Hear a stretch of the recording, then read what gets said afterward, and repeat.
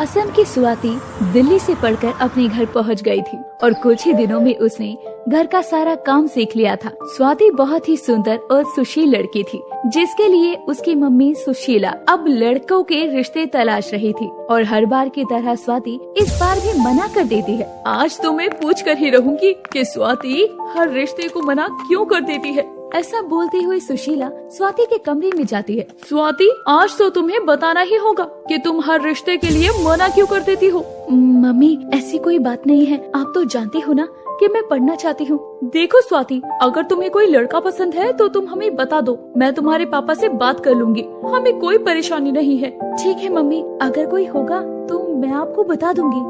अपनी मम्मी के मुंह से ये बात सुनकर स्वाति बहुत खुश हो जाती है, पर वो अभी कुछ बताना नहीं चाहती थी। पर उसकी माँ कहाँ मानने वाली थी, वो कोई न कोई रिश्ता लाती रहती थी और स्वाति बहाने बनाकर रिश्तों को मना कर दिया करती। स्वाति, आखिर परेशानी क्या है तुम्हें? किसी भी लड़के को पसंद नहीं करती हो, किसी रिश्ते के लिए हाँ क्यों नहीं करती हो? कारण क्या है? मम्मी, मैं किसी को पसंद करती हूँ। सुशीला के बार बार पूछने पर स्वाति अब बता ही देती है। किसे पसंद करती हो तुम? मम्मी, उसका नाम जगबीर है और वो मेरे साथ दिल्ली के कॉलेज में पढ़ता है। वो दिल्ली में रहता है? नहीं मम्मी, वो दिल्ली में नहीं रहता, जगबीर पटियाला से है। और मम्मी, वो लोग पंजाबी हैं। जगबीर के घर वालों को पता है ये बात कि तुम असम से हो? मम्मी, जगबीर के घर में ये तो पता है कि वो मुझे पसंद करता है, पर उन्हें ये नहीं पता कि मैं असम से हूँ। तू बेटा उसके लिए अपने रिश्ते को मना कर रही है, उसके घर वाले नहीं माने तो? नहीं मम्मी, जगबीर ने मुझे वादा किया है कि वो अपने घर वालों को शादी के लिए राजी कर लेगा। तुम जगबीर को फोन करो और इस रिश्ते को लेकर उसे घर आने को कहो। ठीक है मम्मी। अपनी मम्मी को राजी होता देखकर स्वाति खुश हो जाती है और वो जगबीर को कॉल करती है। पहली ही बार में जगबीर कॉल नहीं उठाता, तभी स्वाति घबरा जाती है। क्या हुआ बेटा, जगबीर ने फोन नहीं उठाया? नहीं मम्मी, पता नहीं क्यों, क्या पता कहीं बिजी हो या फोन रखकर भूल गया हो। तुम दोबारा मिलाओ। स्वाति जगबीर को दोबारा से फोन करती है और जगबीर इस बार फोन उठा लेता है। हेलो जगबीर, कैसे हो तुम? मैं कॉल कर रही थी, तुमने रिसीव नहीं किया। वो मैं मम्मी के साथ था, इसलिए कॉल नहीं उठा पाया था। जगबीर, तुम्हें एक खुशखबरी देनी है। हाँ बोलो, तुम्हारी मम्मी शादी के लिए मान गई? हाँ जगबीर, मेरी मम्मी मान गई। तुम जल्दी से रिश्ता लेकर मेरे घर आ जाओ। ठीक है, मैं अगले संडे अपनी मम्मी के साथ तुम्हारे घर आता हूँ। फिर संडे को जगबीर अपने माता पिता के साथ स्वाति के घर आता है और जगबीर की माँ हरजोत को स्वाति देखते ही पसंद आ जाती है। अरे बहन जी, हमें तो तुम्हारी कुड़ी बड़ी पसंद है, हमारी तरफ से तो रिश्ता पक्का समझो। आपको पता भी है ना कि हम असम से हैं। असम से हो तो क्या, हो तो इंसान ही। ये बात तो आपने बिल्कुल सही कही भाई साहब। बस तो फिर दिसंबर में शादी कर लेते हैं। बस अब तो तुसी दिसंबर की शादी की डेट पक्की समझो, जैसा आप कहें बहन। स्वाति और जगबीर का रिश्ता पक्का हो जाता है और देखते ही देखते दिसंबर का महीना भी आ जाता है और उनकी खूब धूमधाम से शादी हो जाती है। लेकिन जगबीर की मम्मी हरजोत को स्वाति के यहाँ की कुछ रस्मों में झिझक होती है, पर वो शादी के उत्सव में कुछ नहीं बोलती और शादी खत्म हो जाती है। हरजोत, बहू आ गई, पूजा की थाली लेकर आओ, बहू का स्वागत नहीं करोगी? आ रही हूँ सुखबीर जी। हरजोत पूजा की थाली लाती है और स्वाति और अपने बेटे जगबीर की आरती करती है और बोलती है, बहू अब तुसी अपने दाहिने पैर को आगे करके ये कलश गिराओ और घर बिच विराजो। हरजोत के कहने पर स्वाति कलश को पैर मारकर गिराती है। तुम्हारा स्वागत है बहू साडे घर में। थैंक यू पापा जी। मैं आप लोगों से एक बात पूछना चाहती हूँ। अरे तुझे जो भी बात पूछनी हो बाद में पूछ लेना, हम पंजाबी हैं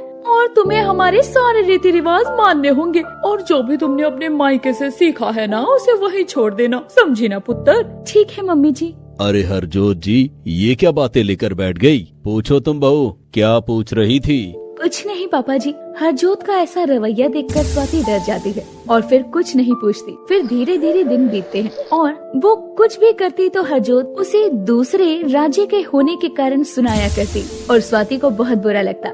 कुछ ही दिनों में लोहड़ी आने वाली थी। हरजोत स्वाति से बोलती है, अरे पुत्र, 15 दिनों में लोहड़ी है, मैं नहीं चाहती कि सोसाइटी में सबको पता चले कि तुम दूसरी कास्ट की हो। लोहड़ी के लिए अच्छे से तैयारी कर लेना। सोसाइटी में मेरी नाक न कट जाए पुत्र।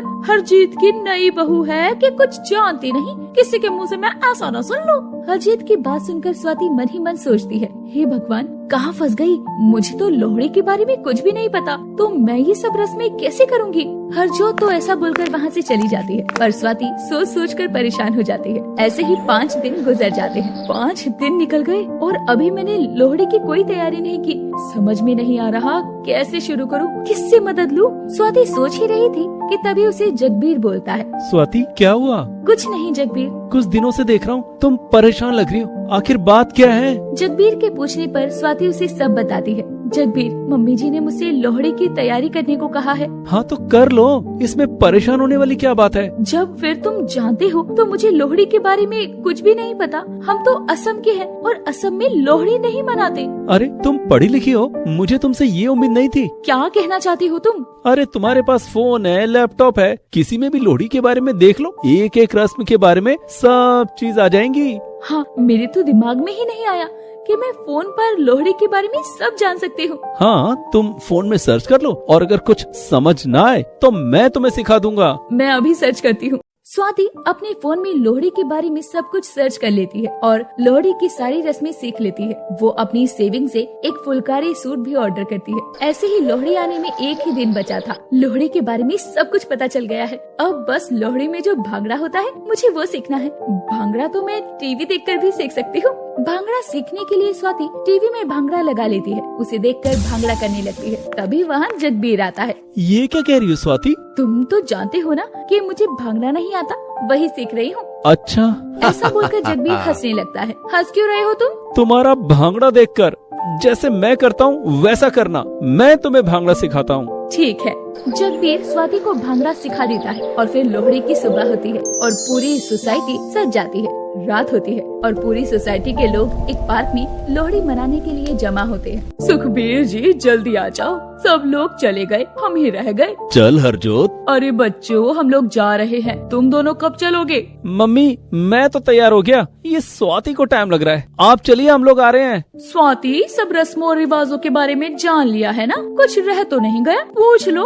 अभी सोसाइटी के सामने मेरी नाक मत कटवाना। मम्मी आप परेशान मत होइए, आप चलिए, मैं आता हूँ लेकर। चलो ठीक है। ऐसा बोलकर हरजोत और सुखबीर लोहड़ी पार्टी में चले जाते हैं। थोड़ी ही देर बाद जगबीर और स्वाति दोनों ही उस पार्टी में आते हैं। सभी लोग उन दोनों को देखते रह जाते हैं। जगबीर ने कुर्ता पजामा पहना था और स्वाति ने एक फुलकारी सूट जिसमें बहुत सुंदर लग रही थी। और पार्टी में पहुँचते ही हैप्पी लोहड़ी मम्मी जी, हैप्पी लोहड़ी पुत्र।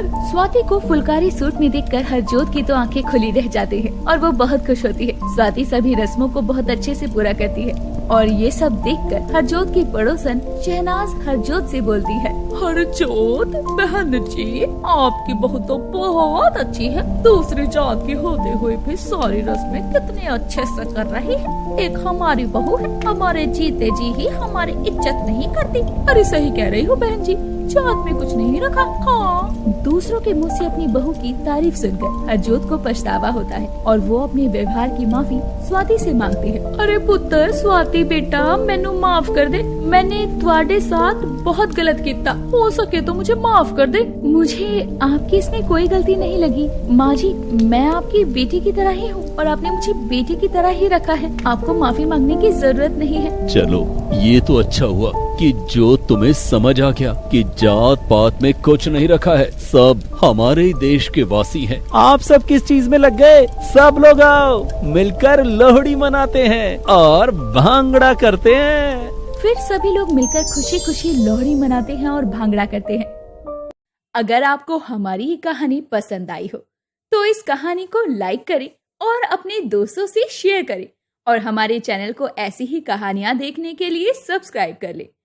दुल्हन बनना, अपने फेवरेट कलर का लहंगा पहनना, डिजाइनर ज्वेलरी पहनना सभी लड़कियों का सपना होता है और ऐसा ही कुछ सपना दिव्या का भी था। दिव्या की उम्र शादी की हो गई थी। शादी करने के लायक लड़के की खोज बड़े जोरों शोरों से चल रही थी। इसी के चलते मिश्रा परिवार का उनके पास रिश्ता आता है और आज लड़के वाले दिव्या को देखने आने वाले थे। बताओ ना मम्मी, ये वाला सूट पहनूं या ये वाला? सूट क्यों पहनना है दिव्या?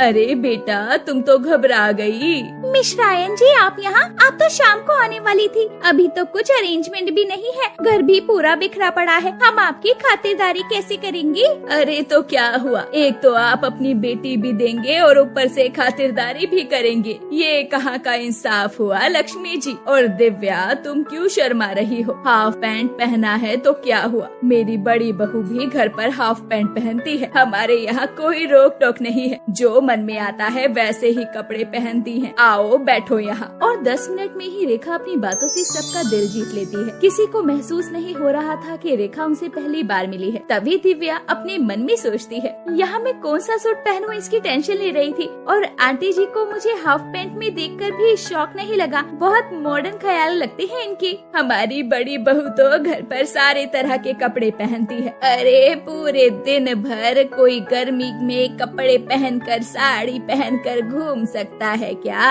और वो भी जरूर आती मेरे साथ दिव्या को देखने, लेकिन वो क्या है ना, वो अपनी सहेलियों के साथ गोवा ट्रिप पर गई है। एक बात जरूर कहूँगी रेखा जी, जिस भी लड़की को आप जैसी सास मिल जाएगी ना, उसके तो भाग्य ही खुल जाएंगे। अरे ये तो आपने बहुत गलत कह दिया लक्ष्मी जी, ये कहिए कि जिसके घर भी दिव्या जाएगी उसके भाग खुल जाएंगे। मैं तो अपनी झोली फैलाकर आपसे दिव्या मांग रही हूँ। और जब लड़के की माँ इतनी हंसमुख और इतनी मॉडल ख्यालातों की होती है तो कौन ही इस रिश्ते को ठुकरा सकता था। दिव्या को प्रेम के घर वाले पसंद आ जाते हैं और दिव्या इस शादी के लिए हाँ कर देती है और दिव्या और प्रेम का रिश्ता पक्का हो जाता है। और अपनी शादी को लेकर दिव्या बहुत एक्साइटेड थी। वो आए दिन कभी किसी से तो कभी किसी से अपने ससुराल वालों की तारीफें करती रहती। शादी के लिए एक्साइटेड दिव्या की जिंदगी में शादी का दिन आ ही जाता है। शादी वाले दिन स्टेज से ग्रे कलर का लहंगा पहने हुए दिव्या उतर ही रही थी कि तभी उसकी सास रेखा का मुंह बन जाता है, अरे ये कैसे फीके से रंग का लहंगा पहन लिया है बहू ने। और तभी रेखा अपनी फेवरेट रसमलाई छोड़कर अपनी बहू के पास जाकर उसे कोने में ले जाकर बोलती है, अरे बहू हमारे में ये नीले पीले गुलाबी हरे ये हल्के रंग के कपड़े नहीं पहनती दुल्हन, लाल चटक रंग का लहंगा ही दुल्हनों को पहनाया जाता है और तूने तो बिल्कुल ही सफेद रंग का लहंगा पहन लिया। खैर अब छोड़, तू तैयार हो गई है तो क्या कहूँ, पर आगे से ध्यान रखना बहुए हमारे यहाँ इस तरह के हल्के रंग के कपड़े नहीं पहनती। वर्ल्ड बेस्ट सास बनने वाली रेखा आज तो कुछ और ही बातें कर रही थी, आज तो कुछ और ही बोल रही थी। और क्यों ना करती, ये अच्छे बनने वाली लीपा पोती तो सिर्फ रिश्ता होने से पहले तक की थी। जैसे ही लड़की दुल्हन बनी वैसे ही धीरे धीरे सच्चाई सामने आने लगती है। अचानक मम्मी जी को क्या हो गया, शादी की बात होने तक तो वो कितनी मॉडल बन रही थी और आज लहंगे के रंग को लेकर इतना बोल रही है। खैर जो भी हो, इस स्ट्रेस को मैं अपने चेहरे पर नहीं आने दे सकती, वरना खामखा ही फोटो खराब आएगी। तभी वहाँ संजना आती है, अभी तो तुम शादी होकर आई भी नहीं हो, खैर आज तो तुम्हारी शादी है, एंजॉय। ये सब सुनने के बाद आखिर किस दुल्हन की खुशी बरकरार रह सकती थी। अब तो दिव्या की हालत खराब हो रही थी, ये सोचकर कि अब शादी के बाद क्या होने वाला था। किसी तरह से शादी संपन्न हो जाती है और अगली सुबह जब दिव्या अपने कमरे में सो रही होती है तो रेखा उसके कमरे का दरवाजा आराम से खोलती है और आकर कहती है, सो रही हो बहू? मम्मी आप यहाँ, मुझे बुला लिया होता। अरे इतनी जोर जोर से खर्राटे लेकर सो रही हो तुम, अगर मैं बाहर जख्मी हालत में चीख भी रही होती ना तो तुम्हें सुनाई नहीं देता। खैर इस जोरदार खर्राटे के आगे मेरी आवाज कैसे पहुंचती तुम तक बहू? वो मम्मी जी। अरे तूने किस बातों में मुझे फंसा लिया, तू शादी की रस्मों में थक गई होगी। बहू चल तू आराम कर ले। वैसे ध्यान रखना, इस घर में बहुएं 6:30 बजे उठ जाती हैं, इस बात का ख्याल रखना, और कोई बात नहीं है। ठीक है मम्मी जी। वैसे 7 तो बज ही चुके हैं, तो तुम क्या करोगी आराम करके? चलो उठ जाओ और जल्दी से तैयार होकर नीचे आ जाओ। अपनी वर्ल्ड बेस्ट सास के मुंह से ऐसी बातें सुनकर दिव्या का तो दिमाग ही चकरा जाता है। ये क्या बात हो गई? कहा मम्मी की शादी से पहले मेरे साथ गोवा जाने की बातें कर रही थी और अब 6:30 बजे उठने को कह रही है, और इस सब के बाद ये साड़ी, साड़ी कैसे पहनते हैं? मैं क्या पागल हूँ? बेकार ही खुद को साड़ी में लपेट रही हूँ। सूट तो पहन सकती हूँ ना, सूट पहनकर बाहर चली जाती हूँ, क्या ही हो जाएगा। नहा धोकर सूट पहनकर दिव्या हॉल में चली जाती है। अपनी बहू को सूट में देखते ही रेखा कहती है, हे प्रभु प्रभु, अरे बड़ी ही भोली है तू, ऐसे सूट पहनकर घर से बाहर नहीं आते। घर में तेरे ससुर जी हैं, जेठ जी हैं, अच्छा लगता है क्या? अपनी माँ को ये कहते देखकर फौरन गोविंद ये कहता हुआ अंदर चला जाता है। देख कैसे शर्माकर गोविंद अंदर चला गया। अच्छा लगता है बहू, चल अब तू घबरा मत, आज तेरा पहला दिन है, गलती हो जाती है। मुझे क्या पता था कि मम्मी यहाँ रोज साड़ी पहननी पड़ेगी और मुझे ये साड़ी पहननी नहीं आती। अरे कोई बात नहीं बहू, मैं संजना से कह देती हूँ, वो तुझे साड़ी पहनना सिखा देगी और आज सीख लेना साड़ी पहन पहनना, फिर कल से खुद साड़ी पहनकर बाहर आना। अपना मुंह लटकाकर दिव्या संजना के कमरे में जाती है और पहला सवाल यही करती है कि ये सब क्या हो रहा है। जब मुझे देखने आई थी तो माहौल बिल्कुल अलग था और अब तुझे देखने मैं आई थी। नहीं ना, इस घर में यही होता है देवरानी जी, मुझे भी यही कहकर घर में लाया गया था, लेकिन उसके बाद जो हुआ, खैर एडजस्ट तो करना सीख ही जाओगी तुम। दिव्या को अपनी सास का ये बदलाव बिल्कुल भी रास नहीं आता और वो सीधा अपनी माँ को फोन करती है। एक दिन नहीं हुआ और अभी तुझे ससुराल में चुगलियाँ करने का मौका भी मिल गया। ऐसे घर बनता है क्या? वैसे भी उस घर संजना को छोड़कर तू अपनी सास से अपनी बात बना के रख। जेठानियों का तो काम होता है देवरानियों को डराने का। जा रसोई में जाकर अपनी पहली रसोई की तैयारी में लग जा। अपनी माँ की बात सुनकर वो खुद को फिर से तैयार करके किचन में ले जाती है। बताओ, डब्बे में तो रिफाइंड ही नहीं है। पहले तो मैं रिफाइंड निकालती हूँ। जैसे ही दिव्या रिफाइंड का पैकेट निकाल कर काटने जा रही थी, तभी रेखा आकर उसका हाथ पकड़ लेती है। अरे बहू, अभी हो जाता ना सत्यानाश। अरे बहू, हमारे घर में रिफाइंड से खाना नहीं बनता, हम तो मस्टर्ड ऑयल से खाना बनाते हैं। यहाँ रिफाइंड तो मेहमानों के लिए रखा है, साल में एक पैकेट बहुत है। अरे खाता ही कौन है? अरे बताओ, अभी तुम इसे फाड़ देती, इसमें खाना बना देती तो बेकार ही तेरे ससुर जी का मूड ऑफ हो जाता। पहला दिन है, सीख जाएगी धीरे धीरे।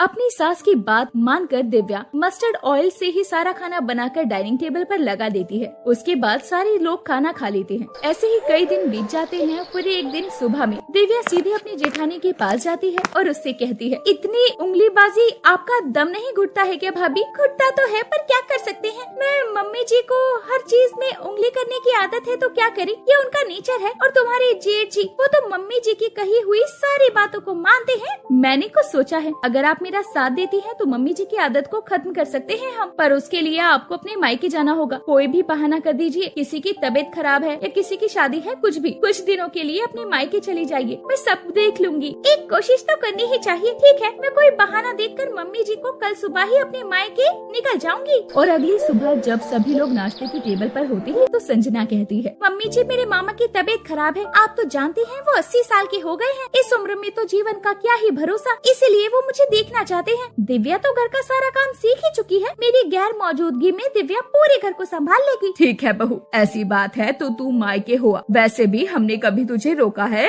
यहाँ संजना अपनी मायके निकल जाती है और वहाँ रेखा का पति और उनके बेटे सभी काम के लिए निकल जाते हैं। अपनी उंगली करने वाली आदत से मजबूर रेखा अपनी बहू के पीछे पीछे रसोई में जाती है। जैसे ही रेखा रसोई में जाती है, वैसे ही दिव्या रसोई से बाहर चली जाती है। अच्छा, तू कर ले काम, मैं नहीं आ रही तेरे पीछे पीछे। रसोई का काम निपटा के सीधा दिव्या अपने कमरे में चली जाती है। फिर रात को सब खाना खाने टेबल पर मिलते हैं तो दिव्या सबके लिए खाना निकाल कर लगाती है। ना किसी के चेहरे पर मुस्कुराहट थी, ना कोई बात कर रहा था। सभी खाना खाते हैं और रात होने पर सभी रेखा को सभी की कमी महसूस होने लगती है। अगली सुबह जैसे ही सब काम पर निकलने लगते हैं, रेखा की घबराहट शुरू हो जाती है। सुबह से दोपहर और दोपहर से शाम, कितने बड़े घर में अकेले उसका मन लगे तो कैसे लगे। बस 1.5 दिन में ही रेखा की अकल ठिकाने आ जाती है और वो सीधा दिव्या के कमरे में जाकर बोलती है, हम तुझे झूठ बोलकर घर में लाए थे, इसीलिए नाराज है ना तू बहू। आप मेरी सास हो, मम्मी थोड़ी हो। जब तक माँ थी मैंने अपनी नाराजगी नहीं दिखाई। जब आप सास बनेंगी तो मुझे भी बहू बनना पड़ेगा ना। ये मत करना, वो मत करना, ऐसा क्यों किया, वैसा क्यों किया। घर में किसी को कोई दिक्कत नहीं है, पापा जी को भी परेशानी नहीं है और जेठ जी भी जब तक शुरुआत नहीं करते जब तक आप नहीं बोलती। इससे पहले हमारे रिश्ते में और कड़वाहट पड़ जाए, इसीलिए मैंने सोचा मैं ही चुप्पी साध लूं। मुझसे बहुत बड़ी गलती हो गई, मुझे माफ कर दे। तुझे वैसा ही ससुराल मिलेगा जैसा तूने बताया था और जैसा हमने तुझे आज तक बताया है। कोई रोक टोक नहीं होगी। वो क्या है ना, मेरी सहेली की बहू शादी के दूसरे दिन आते ही सब पर हावी हो गई और घर में राज करने लगी। इसीलिए मैं डर गई थी कि कहीं मेरी बहुएं भी वैसी ना निकले, लेकिन मेरी बहू ऐसी नहीं है। मेरी बहुएं तो बहुत अच्छी है। चल अब अपनी माँ से नाराजगी छोड़ दे। ठीक है मम्मी जी, फिर क्या मैं संजना भाभी को भी बुला लूं?